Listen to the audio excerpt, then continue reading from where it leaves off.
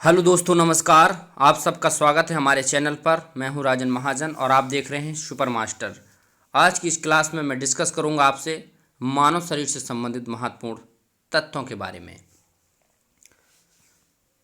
UP TET exam 2021 में जो जीव विज्ञान का कुछ पार्ट जोड़ा गया है उससे स्पेशल रिलेटेड है और इसमें हम लोग देखने वाले हैं टॉप 50 वन लाइनर प्रश्न, जिससे हम लोग देखेंगे एक एक प्रश्न को। और वे प्रश्न सभी के सभी एग्ज़ाम की दृष्टि से बेहद महत्वपूर्ण हैं और कहीं ना कहीं एग्ज़ाम में पूछे गए हैं। तो चलिए मैं स्टार्ट करता हूं और एक एक करके प्रश्न के बारे में हम लोग समझते हैं। ये सभी प्रश्न अपने आप में सभी महत्वपूर्ण हैं और 1 से 50 प्रश्नों की सीरीज आप लोग हमारे चैनल पर रहे हैं तो चैनल को सब्सक्राइब कर लीजिए और चैनल को सब्सक्राइब करने के बाद बेल आइकन दबाना ना भूलें। और इसके साथ साथ आपको यदि वीडियो अच्छा लगता है तो लाइक करके ज़रूर कमेंट करें कि आपको क्लास वीडियो कैसा लगा और वीडियो को अंत तक ज़रूर लिखें। इसमें जो भी जानकारी है वो आपके एग्ज़ाम की दृष्टि से, आपके इन्फॉर्मेशन की दृष्टि से और भी जो एग्ज़ाम की आप तैयारी कर रहे हैं उनकी दृष्टि से बहुत महत्वपूर्ण है। सभी के सभी प्रश्न व्यक्तिगत परीक्षाओं में पूछे गए हैं। तो चलिए स्टार्ट करते हैं वीडियो को और समझते हैं। पहला जो प्रश्न है, छोटी आंत की लंबाई कितनी होती है? जैसे प्रश्न पूछा जाता है तो छोटी आंत की लंबाई 6.25 मीटर। मतलब शब्द से आप समझेंगे कि इसमें लिखा है छोटी आंत, लेकिन ये छोटी आंत छोटी नहीं होती है। ये सिर्फ चौड़ाई में छोटी होने की वजह से छोटी आंत बोला जाता है इसको। बाकी इसकी लंबाई सबसे ज़्यादा होती है और इस 6.25 मीटर की होती है। आगे देखेंगे, अगला फैक्ट है, यकृत का भार पुरुष में कितना होता है? अब यकृत मतलब इसको अंग्रेजी में हम लोग लीवर बोलते हैं और ये लीवर का भार पुरुष के शरीर में कितना होता है? 1.4 मतलब 1400 ग्राम से 1800 ग्राम के बीच प्रत्येक मनुष्य में, जो मनुष्य नहीं सॉरी पुरुष में ये भार होता है। 1400 से 1800 किलोग्राम का प्रत्येक व्यक्ति का लीवर होता है। नेक्स्ट हम देखेंगे, यकृत का भार महिला में कितना होता है? तो यकृत का भार महिला में 1200 से 1400 किलोग्राम 1400 ग्राम होता है, सॉरी किलोग्राम नहीं, 1.2 से 1.4 किलोग्राम मतलब 1200 से 1400 ग्राम होता है यकृत का भार महिला में। ये फैक्ट है। आगे देखेंगे, सबसे बड़ी ग्रंथि जो हमारा बॉडी है, हमारे शरीर की सबसे बड़ी ग्रंथि कौन सी है? तो सबसे बड़ी ग्रंथि है लीवर। यकृत हमारे शरीर की सबसे बड़ी ग्रंथि है और ये हमारे भोजन को पचाने में सबसे ज़्यादा सहायक होती है। इससे HCl अम्ल निकलता है जो भोजन को पचाने में सहायक होता है।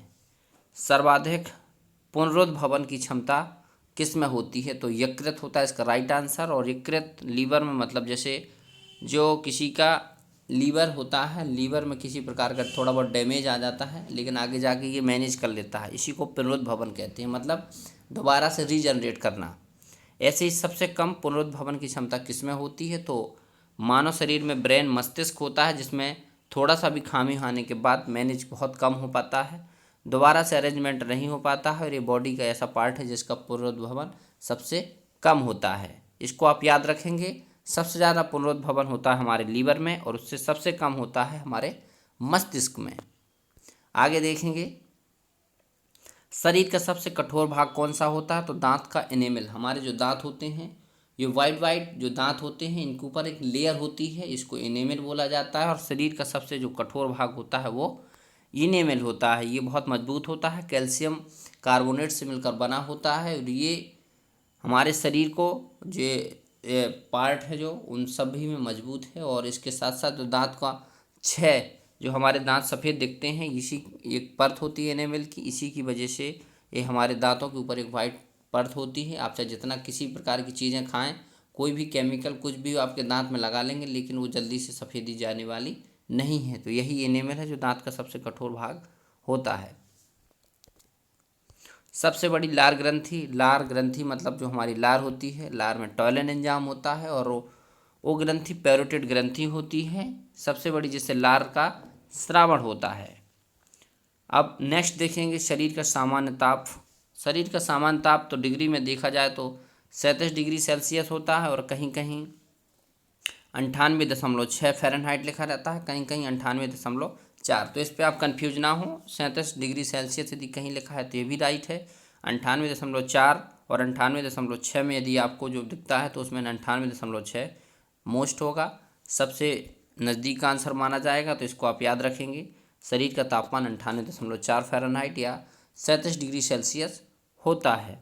अब एक स्वस्थ मनुष्य में जो ब्लड है वो कितना होता है, तो एक स्वस्थ मनुष्य में ब्लड की जो मात्रा होती है लगभग 5.5 लीटर होती है। और ये व्यक्ति के जो वैसे रेशियो से देखा जाए तो 7% से कम नहीं ज़्यादा होता है। हमारे शरीर में जो हमारा वेट है उसके 7% से कम नहीं ज़्यादा ही होता है हमारा ब्लड। तो एक स्वस्थ मनुष्य के शरीर में रुधिर की जो ब्लड की मात्रा है वो 5.5 लीटर होती है। हीमोग्लोबिन की अब बात करें। हीमो एक रंजक है और ग्लोबिन एक प्रोटीन है। हीमोग्लोबिन हमारे शरीर के जो ब्लड का निर्माण करने में महत्वपूर्ण भूमिका निभाती है और हीमोग्लोबिन के एक फैक्टर के कारण ही हमारे ब्लड का जो कलर है वो लाल रहता है। और ये जो हीमोग्लोबिन की औसत मात्रा एक पुरुष में कितनी होती है, तो 13 से 16 ग्राम प्रति डेसीलीटर होता है। और ये बहुत महत्वपूर्ण होता है, इसी को पॉइंट बोलते हैं कि इतने पॉइंट खून बचा है, 13 से 16 ग्राम प्रति डीएल। हीमोग्लोबिन की औसत मात्रा महिला में, क्योंकि महिलाओं में थोड़ा सा खून की मात्रा कम होती है, तो इसको देखेंगे 11.5 से 14 होता है औसत मात्रा। ये हमारे शरीर में महिलाओं के शरीर से थोड़ा ज़्यादा होता है पुरुष में, और महिलाओं के शरीर में थोड़ा सा पुरुषों की अपेक्षा कम होता है। नेक्स्ट देखेंगे WBC, वाइट ब्लड सेल्स या कार्पल्स बोलते हैं इसको, और इनकी जो मात्रा होती है 5,000 से 10,000 प्रति क्यूबिक mm होती है। और ये WBC जो होती है हमारे शरीर को प्रतिरोधकता प्रदान करती है, और जितनी ज़्यादा WBC हमारे शरीर में होती है उतनी ज़्यादा हमारे शरीर में रोग प्रतिरोधक क्षमता ज़्यादा होती है। नेक्स्ट देखें कि सबसे छोटी WBC जिसको लिम्फोसाइट बोलते हैं, और ये लिम्फोसाइट जब हम लोग कैंसर पढ़ते हैं उस समय इसका एड्स और कैंसर के समय लिम्फोसाइट का जिक्र होता है। तो सबसे छोटी WBC white blood carpals lymphocyte होती है, और सबसे बड़ी WBC मोनोसाइट होती है। इसको आप याद रखेंगे। ये WBC के ही पार्ट है मोनोसाइट और लिम्फोसाइट, लेकिन सबसे बड़ी जो होती है मोनोसाइट, छोटी होती है सबसे lymphocyte. RBC red blood carpals जिसको RBC बोलती है, जो हमारे खून होता है, और उसका जो जीवन काल है लगभग 120 दिन होता है। उसके बाद नया खून हमारे बॉडी में बनता है, ये साइकिल चलती रहती है। WBC का जीवन काल कितना होता है?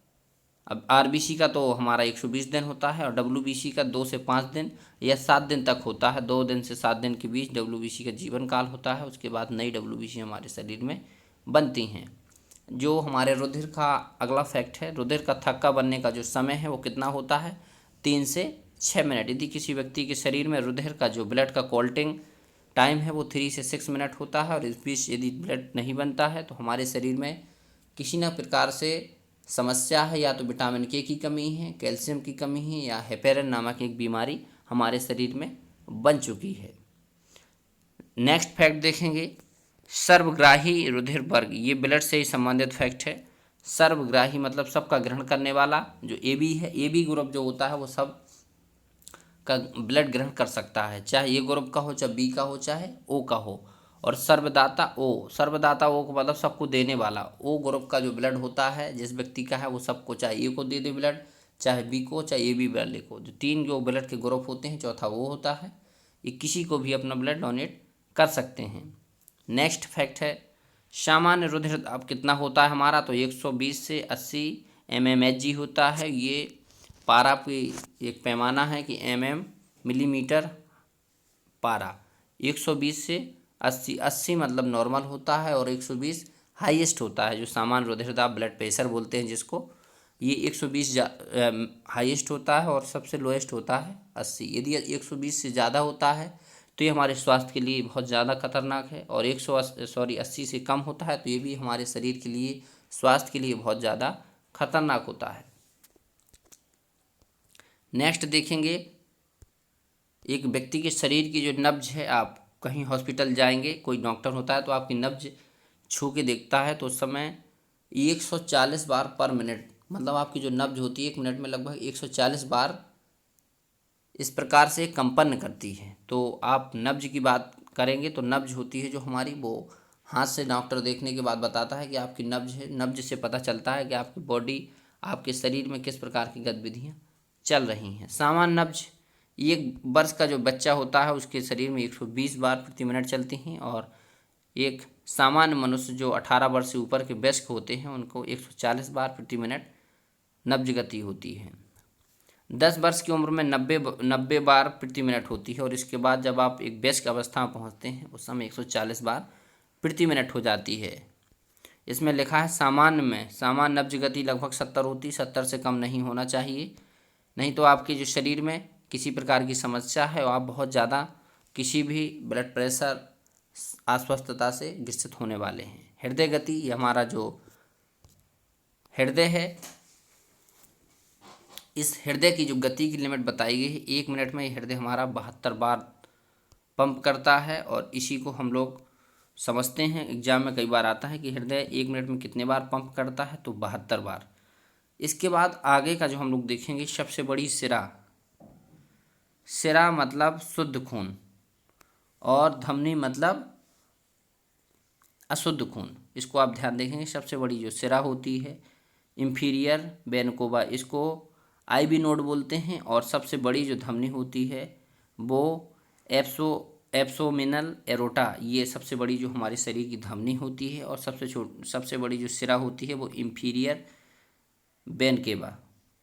वृक्क का भार, वृक्क मतलब किडनी, हमारे शरीर में किडनी होती है, और किडनी रक्त का शोधन करने की, शरीर से छन्नी का काम करती है, और ये किडनी जो होती है उसका वेट कितना होता है, 150 ग्राम। आप याद रखेंगे जो हमारी किडनी है उसका वेट होता है 150 ग्राम।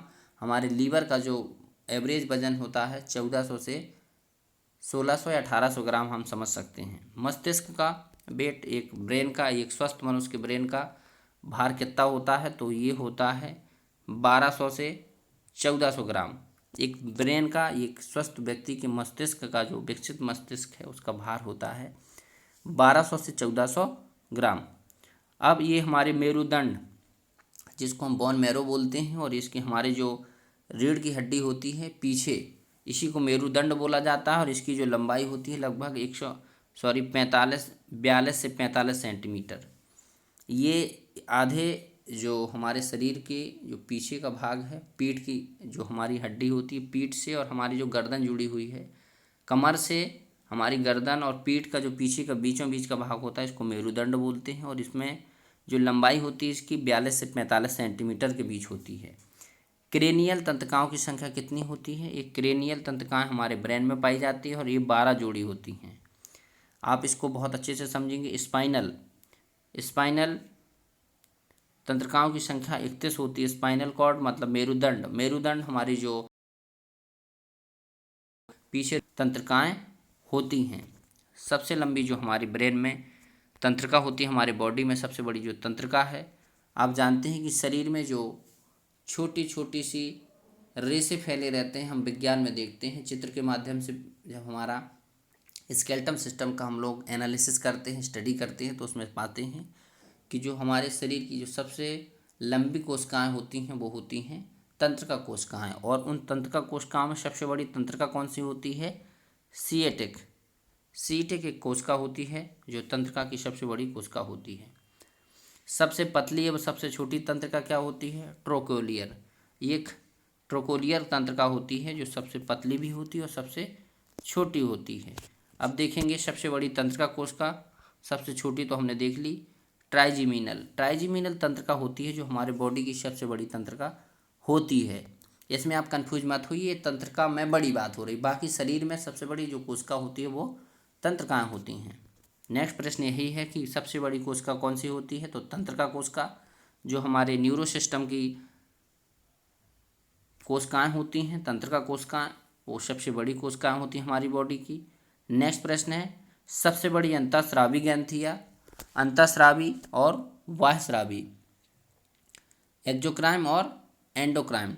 तो सबसे बड़ी जो अंतःस्रावी ग्रंथि है वो हमारी बॉडी की है थायराइड ग्रंथि सबसे बड़ी अंतःस्रावी ग्रंथि होती है। थायराइड ग्रंथि में थायरोक्सिन हार्मोन निकलता है, और इसी की कमी से हमें थायरोक्सिन हो जाता है। थायराइड ग्रंथि हमारी सबसे बड़ी अंतःस्रावी ग्रंथि है। आकस्मिक या इमरजेंसी वाली ग्रंथि किसको बोला जाता है? एड्रीनल ग्रंथि, जो हमारे वृक्क में पाई जाती है, वृक्क के उसी भाग में। और एड्रीनल ग्रंथि ये मारो और दागो और भूल जाओ जैसी राजनीति, जैसे हमारी वो मिसाइल सिस्टम होता है ऐसे इसका होता है। ये बहुत तेज़ी से काम करती है एड्रीनल ग्रंथि। आपको आकस्मिक किसी कंडीशन में क्या कोई घटना होती है तो देख के सबसे ज़्यादा जो स्पीड से ग्रंथि काम करती है वो एड्रीनल होती है। चाहे आपको किसी आकस्मिक घटना को देखकर शरीर में विभिन्न प्रकार के भाव पैदा होना हो, चाहे आपको विशेष प्रकार की परिस्थितियों में शरीर से बचाना हो लड़ाई के समय, ये सभी ग्रंथियां हैं जो आकस्मिक ग्रंथि का काम करती है, एड्रीनल ग्रंथि। सबसे छोटी अंतःस्रावी ग्रंथि। अंतःस्रावी मतलब शरीर के अंदर सेल्स के अंदर बहने वाली जो ग्रंथियां हैं वो पिट्यूटरी ग्रंथि होती है, जिसको पीयूष ग्रंथि बोले, और इसको मास्टर ग्लैंड ऑफ बॉडी भी बोलते हैं। शरीर की सबसे मददगार और मास्टर कहें ग्लैंड्स होती है। और ये अंतःस्रावी है, बहुत छोटी होती है, लेकिन इसका काम शरीर के डेवलपमेंट में, हमारे ब्रेन को मैनेज करने में बहुत सारे काम होते हैं। अब और प्रश्न है कि गर्भावस्था की अवधि कितनी होती है? तो 266 से 270 दिन के लगभग एक गर्भावस्था की अवधि होती है। अस्थियाँ 206 प्रत्येक स्वस्थ व्यक्ति के शरीर में, एक डेवलप व्यक्ति वयस्क जो होता है उसके शरीर में 206 हड्डियाँ पाई जाती हैं। इसको आप याद रखेंगे, ये तीनों के तीनों फैक्ट काफ़ी महत्वपूर्ण हैं, एग्जाम में कई बार आए हुए हैं। और सबसे छोटी अस्थि उपास्थि जो अस्थि होती है, स्टेपीज होती है, वो हमारे कान में पाई जाती है। सबसे छोटी हड्डी अस्थि मतलब हड्डी, और वो हमारी स्टेपीज कान में पाई जाती है। ये सबसे छोटी हड्डी एग्जाम में कई बार पूछा गया है। और ऐसे ही अगला फैक्ट है, सबसे बड़ी अस्थि, तो ये फीमर हमारे जांघ में पाई जाती है, और ये सबसे बड़ी हमारे शरीर की हड्डी होती है, अस्थि होती है। कशेरुकाओं की संख्या कितनी होती है? तो कशेरुकाएँ 33 होती हैं, जो हमारे मेरुदंड में कशेरुकाएँ होती हैं, जो हमारे शरीर को एक आधार देती हैं जिससे हम चल सकते हैं, बैठ सकते हैं। इसी को कशेरुकाओं की संख्या हमारे शरीर में 33 होती है। और हमारे शरीर में टोटली जो मांसपेशियों की संख्या होती है वो 639 होती है। ये बहुत अच्छा फैक्ट है कि मांसपेशियों की संख्या शरीर में लगभग कितनी होती है? तो 639 40 के लगभग होती है। और ये थे महत्वपूर्ण फैक्ट जो जीव विज्ञान पर्यावरण से रिलेटेड हैं, एग्जाम में कई बार आ चुके हैं। तो इन टॉप 50 वन लाइनर की सीरीज़ में इतने प्रश्न थे। काल में फिर ऐसे ही 50 प्रश्न डिस्कस करूँगा। आप लोग जुड़े रहिए हमारे साथ ऐसे ही बेहतरीन टॉपिक और बेहतरीन क्लास को पढ़ने के लिए। तब तक आप लोग अपना ख्याल रखिए, हमारे चैनल के साथ जुड़े रहिए। जो भी लोग अभी तक चैनल को सब्सक्राइब नहीं किए, सब्सक्राइब कर लीजिए, और इसके साथ साथ कमेंट करके ज़रूर बताएं कि ये टॉपिक आपको कैसा लग रहा है, और इन टॉपिक के साथ साथ इस क्लास में आपको किस प्रकार का नॉलेज मिल रहा है। और किसी प्रकार की यदि कोई उसमें त्रुटि है और डाटा से संबंधित या किसी बात से, तो कमेंट करके ज़रूर बताएं। उसको मैं ज़रूर, जो एरर होगी, त्रुटि होगी बोलने में या बताने में, तो उसको सुधारने का प्रयास करूँगा। फिर मिलता हूँ अगली क्लास में ऐसे ही महत्वपूर्ण टॉपिक के साथ। तब तक आप अपना ख्याल रखिए, जुड़े रहिए हमारे चैनल के साथ। आप सभी का बहुत बहुत धन्यवाद।